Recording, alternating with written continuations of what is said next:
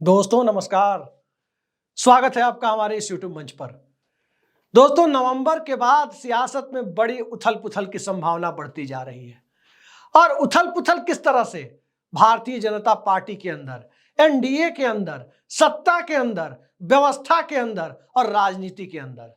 और इतनी उथल पुथल क्या सिर्फ एक फ्रंट से आनी है? क्या ये उथल पुथल अमरावती या पटना से आनी है या मुंबई से भी आनी है? और इन सब से बढ़कर क्या इस उथल पुथल के केंद्र में नागपुर अपनी भूमिका निभा रहा है? सियासत का खेल इतना निराला है कि जब अपने पराये होने शुरू होते हैं तो फिर बैसाखियों की कौन पूछता है। फिर बैसाखियों के पराये होते देर नहीं लगती। नरेंद्र मोदी और अमित शाह, भारतीय जनता पार्टी की वो कथित गुजरात लॉबी आजकल इसी समस्या से दो चार हो रही है। और जब इसी समस्या से सिस्टम, ये पूरा बीजेपी का प्रशासन तंत्र जब इस समस्या से दो चार होता दिख रहा है, इस समस्या को और ज्यादा बढ़ा दिया दिल्ली के मुख्यमंत्री अरविंद केजरीवाल ने। वैसे अरविंद केजरीवाल जब भी जेल से बाहर होते हैं, जब भी पिछली बार भी लोकसभा चुनाव में जब वो बाहर आए, उनके बयान भारतीय जनता पार्टी के लिए मुसीबत खड़ी करते रहे। तब उन्होंने योगी आदित्यनाथ की कुर्सी की सलामती को लेकर जो बयान दिया कि लोकसभा चुनाव के बाद इनकी कुर्सी गुजरात लॉबी खा जाएगी, उस बयान ने यूपी से लेकर राजस्थान तक भारतीय जनता पार्टी को बड़ा नुकसान पहुंचाया।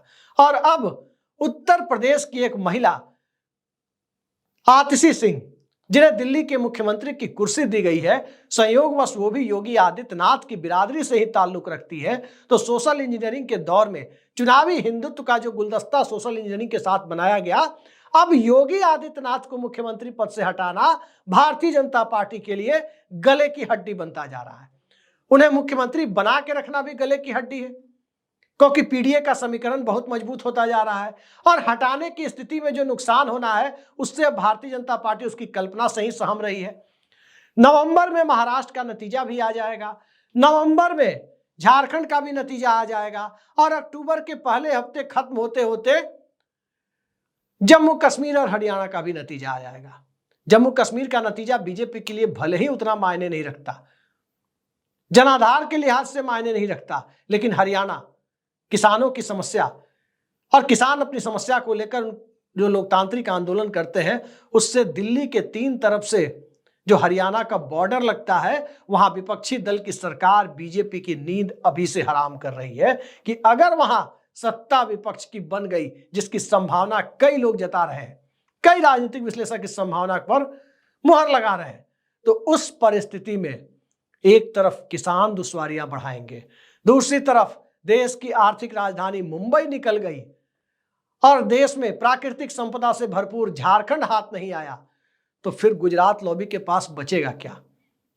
क्या सिर्फ द्वारका से पुरी तक का, पूरब से पश्चिम तक का 4 राज्य, मध्य प्रदेश, छत्तीसगढ़, उड़ीसा और गुजरात, क्या इसी के सहारे सियासत होगी? क्योंकि उत्तर प्रदेश में सत्ता बची हुई है, सियासत खत्म सी होती हुई दिख रही है, जनाधार दूसरी तरफ शिफ्ट कर रहा है, मंडल पॉलिटिक्स नए सिरे से सर उठा रही है, जाति जनगणना और आरक्षण बड़ा मुद्दा बनता जा रहा है, और योगी आदित्यनाथ जो उत्तर प्रदेश के मुख्यमंत्री हैं, वो रहेंगे या हटेंगे, इसके बीच में भारतीय जनता पार्टी अनिर्णय की स्थिति में, बीजेपी डिसीजन ले पाने की स्थिति में दिखाई दे रही है। तो इस परिस्थिति में जब बीजेपी के अध्यक्ष केंद्रीय मंत्रिमंडल का हिस्सा बन चुके हैं, नया भाजपा अध्यक्ष बनाने की कवायद जारी है, गुजरात लॉबी चाहती है कि भाजपा अध्यक्ष एक बार फिर से कोई जेपी नड्डा की तरह का व्यक्ति बनाया जाए, जो गुजरात लॉबी को, जिससे कोई खतरा नहीं हो, लेकिन नागपुर इस पर मुहर लगाने के लिए तैयार नहीं है। और नागपुर के द्वारा जिस नाम को आगे बढ़ाया जा रहा है, उस नाम की चर्चा मात्र से भारतीय जनता पार्टी के शीर्ष पर मौजूद लॉबी उस हद तक डर जाती है जितना वो नीतीश कुमार और चंद्रबाबू नायडू के विपक्षी खेमे में जाने से भी संभवतः नहीं डरती होगी। नाम है संजय जोशी। संजय जोशी को संघ की तरफ से ऐसी चर्चा है कि वेट एंड वॉच की स्थिति में हर परिस्थिति, हर जिम्मेदारी को लेने के लिए तैयार रहने को कहा गया है। भारतीय जनता पार्टी में कई बार संघ अपनी तरफ से अध्यक्ष देता रहा है, यूं कहें थोपता रहा है। 2009 में जब लाल कृष्ण आडवाणी के चेहरे पर अनुकूल सफलता नहीं मिली, सत्ता नहीं मिली, उस वक्त भी संघ ने बीजेपी में एक सर्जिकल स्ट्राइक की थी। दिल्ली की सियासत से दूर रहने वाला एक व्यक्ति, महाराष्ट्र में फ्लाईओवर और हाईवे बनाने वाला एक व्यक्ति, भारतीय जनता पार्टी के अध्यक्ष के रूप में बीजेपी की सदारत करने दिल्ली पहुंच गया। बात नितिन गडकरी की कर रहे हैं। उस वक्त भी संघ के हस्तक्षेप से नितिन गडकरी दिल्ली आए थे। और आज की परिस्थिति में जब महाराष्ट्र, झारखंड, हरियाणा में बीजेपी के हाथ नील बटा सन्नाटा होने की संभावना बढ़ती जा रही है, तो उस परिस्थिति में बार्गेनिंग पावर दिल्ली की सत्ता की इतनी नहीं होगी कि नागपुर के द्वारा नामित किया जाने वाला व्यक्ति जो भाजपा अध्यक्ष की रेस में होगा उसका वो विरोध कर सकते। और जब उसका विरोध करने की स्थिति में नहीं है, तो महाराष्ट्र चुनाव के बाद जो भगदड़ मचनी है उसमें एकनाथ शिंदे के सांसद, नीतीश कुमार के सांसद, चंद्रबाबू नायडू के सांसद या उनकी पार्टी, न तो ईडी उन्हें रोक सकती है और न ही आज जिस प्रकार से नीतीश कुमार की पार्टी की एक फॉर्मर एमएलसी के ऊपर, मनोरमा देवी के ऊपर एनआईए की कार्रवाई शुरू हुई है, उसके बाद से कोई और जांच एजेंसी, भले ही एनआईए क्यों ना हो, भले ही ईडी सीबीआई ही क्यों ना हो, भले ही इनकम टैक्स क्यों ना हो, कोई भी एनडीए के अंदर मचने वाली भगदड़ को रोक नहीं पाएगा। और भगदड़ एनडीए के अंदर मचने वाली जब कोई रोकने की स्थिति में नहीं है, उस परिस्थिति में यह स्थिति और गंभीर हो जाती है जब बीजेपी के अंदर भगदड़ की स्थिति होगी। और भगदड़ की स्थिति तब जब अध्यक्ष नॉर्थ पोल पर और पार्टी की सदारत, पार्टी का नेतृत्व साउथ पोल पर, एक तरफ गुजरात लॉबी, एक तरफ नागपुर के द्वारा नामित अध्यक्ष, सत्ता कैसे चलेगी। और 11 मई 2023 की जस्टिस चंद्रचूड़ की बेंच के, संविधान पीठ के, पार्टी का व्हिप पार्टी द्वारा अध्यक्ष, पार्टी के अध्यक्ष द्वारा नामित किया जाएगा। यह फैसला जब उस संविधान पीठ ने दे दिया, उसके बाद से जो अध्यक्ष बनेगा वो पार्टी व्हिप भी बदलेगा, और जब अध्यक्ष जो बनेगा वो पार्टी व्हिप भी बदलेगा। इसका मतलब पार्टी के संसदीय दल पर अपना पूर्ण नियंत्रण भी कायम करेगा। और जब संसदीय दल पर नियंत्रण कायम करेगा तो भाजपा के सांसदों में आज्ञा पालक होने से ज्यादा सांसद होने की इच्छा बलवती होती चली जाएगी। मेंबर ऑफ पार्लियामेंट की फीलिंग जब आनी शुरू हो जाएगी, उसके बाद नेतृत्व के स्तर पर कभी भी बड़ा बदलाव देखने को मिल सकता है। याद कीजिए कैप्टन अमरिंदर सिंह को कांग्रेस पार्टी ने कैसे हटाया था।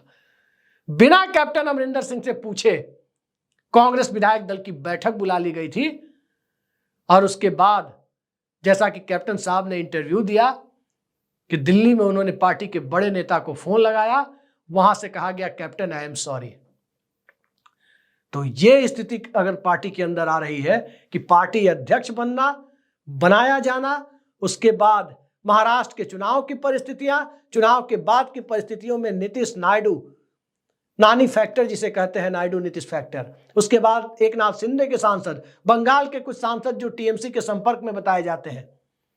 इस परिस्थिति में बीजेपी के अंदर से मोदी के साथ खड़े हो या यदि संजय जोशी अध्यक्ष के रूप में आते हैं उनके साथ खड़े हो, ये सारा खेल जब इस दिशा में जाता दिख रहा है, तो फिर उम्मीद मत कीजिए कि इसके बाद इस सरकार के चलने के दिन भी आपको दिखाई देने वाले हैं। सियासत बदलेगी, सत्ता बदलेगी। इंडिया गठबंधन की एकजुटता को आज तक तोड़ नहीं पाई है। 100 दिन पूरे होने के बाद भी नरेंद्र मोदी की हुकूमत, भारतीय जनता पार्टी इंडिया गठबंधन में कोई ऑपरेशन लोटस करा पाने में सक्षम नहीं हुई है। और आज की तारीख में तकरीबन 250 की सदस्य संख्या है इंडिया गठबंधन के सांसदों की। कई सारे निर्दलीय इंडिया गठबंधन के साथ हैं, कई सारे 1-2 पार्टियों के सांसद जो चुनाव के पहले इंडिया गठबंधन के साथ नहीं थे, आज इंडिया गठबंधन के साथ हैं। और जब बात मुद्दों की हो जाए तो किस मुद्दों की दिशा में सरकार ने कदम बढ़ाया है, सिवाय एक पेंशन के, जो जनहित के मुद्दे थे। पेंशन का मुद्दा जिस प्रकार से ओपीएस की जगह एक नई पेंशन स्कीम लेकर के आए और उस पेंशन स्कीम को लेकर कर्मचारियों में भारी रोष है, उसे स्वीकार करने की स्थिति में सरकारी कर्मचारी नहीं है। कई जगह यूनियन के नेताओं के द्वारा कर्मचारियों को समझाने की कोशिश हो रही है, तब भी वो नहीं मान रहे, तो वो मुद्दा भी बहुत कारगर नहीं है।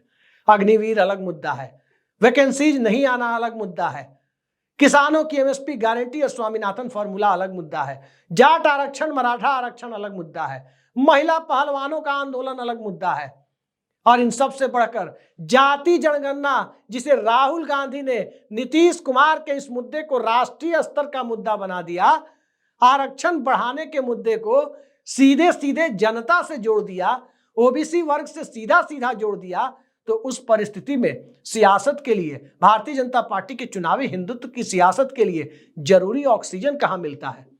जरूरी ऑक्सीजन हिंदुत्व के लिए तभी मिलता है जब कास्ट लाइन, जाति आधारित, समुदाय आधारित पॉलिटिक्स नीचे जाना शुरू होती है। लेकिन अभी ये उठान के दौर में ऊपर आती दिख रही है। तो उस परिस्थिति में दे दे राम दिला दे राम की राजनीति बहुत ज्यादा नहीं चलनी है। उस परिस्थिति में जिस राज्य में जाए उस राज्य जैसी टोपी पहन ले, जिस राज्य में जाए उस राज्य के किसी बड़े महापुरुष, किसी आइकॉनिक फिगर की तरह उस तरह का गेटअप बना ले, उस तरह का चेहरा मोहरा डेवलप करने की कोशिश करे। ये राजनीति कई राज्यों के चुनाव में मात दे चुकी है बीजेपी को। और अब महाराष्ट्र में जहां पहले से ही माहौल बना हुआ है, हरियाणा में जहां पहले से ही माहौल बना हुआ है, झारखंड में जहां भारतीय जनता पार्टी के पक्ष में कोई सकारात्मक माहौल फिलहाल नहीं दिख रहा है, तो नरेंद्र मोदी की सियासत क्या सिर्फ गुजरात तक सिमट गई है? नरेंद्र मोदी और अमित शाह की सियासत क्या एक ऐसे फोल्ड में जाती हुई दिख रही है जहां भारतीय जनता पार्टी के लिए जरूरी ऑक्सीजन खत्म हो रहा है? एक छोटा वाकया आपको याद दिलाता हूं। 1994 का साल था, नवंबर दिसंबर का महीना था। कर्नाटक और आंध्र प्रदेश के चुनाव हुए थे। कर्नाटक और आंध्र प्रदेश का चुनाव जब हुआ, उसमें कांग्रेस पार्टी की सत्ता चली गई। आंध्र प्रदेश, अविभाजित आंध्र प्रदेश, तब उस वक्त के प्रधानमंत्री पीवी नरसिम्हा राव का गृह राज्य था। दोनों राज्यों की सत्ता जाने के बाद, खासकर तब जब यूपी बिहार पहले ही साफ हो चुका था, उस परिस्थिति में कांग्रेस के अंदर बगावत शुरू हुई। अर्जुन सिंह और नारायण दत्त तिवारी एक एक कर कांग्रेस से निकलने शुरू हुए। बड़े नेता, शीला दीक्षित भी उसमें थी। नरसिम्हा राव के खिलाफ बगावत शुरू हुई और 1.5 साल की सत्ता जो नरसिम्हा राव की बची हुई थी आंध्र और कर्नाटक के चुनाव के बाद, वो घिसट घिसट के कैसे चली थी, वो पूरे देश ने देखा था कि कैसे चली थी। नरेंद्र मोदी के सामने 1.5 साल की सत्ता नहीं बची है। नरेंद्र मोदी के सामने महाराष्ट्र, हरियाणा और झारखंड के चुनाव के बाद 4.5 साल की सत्ता बची हुई है।